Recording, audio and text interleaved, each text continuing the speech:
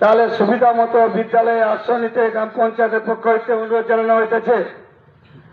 যাদের মাটির বাড়ি তারা কোনোভাবে বাড়িতে থাকবেন না, অবশ্যই ত্রাণ শিবিরে থাকবেন।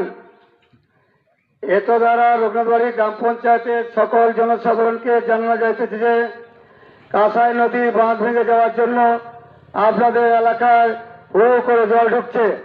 তাই আপনাদের প্রয়োজনীয় কাগজপত্র এবং খাবার সহ নিরাপদ আশ্রয়ে যাওয়ার জন্য অনুরোধ জানানো যাইতেছে রঘুনাথবাড়ি গ্রাম পঞ্চায়েতের পক্ষ হইতে। গবাদি পশুদের ত্রাণ সেন্টারে নিয়ে যাওয়ার জন্য অনুরোধ করা যাচ্ছে এবং যদি বাড়িতে থাকতে অসুবিধা হয় তাহলে পাশাপাশি বাড়িতে বা সুবিধা মতো বিদ্যালয়ে আশ্রয় নেওয়ার জন্য গ্রাম পঞ্চায়েতের পক্ষ হইতে অনুরোধ জানানো যাইতেছে। যাদের মাটির বাড়ি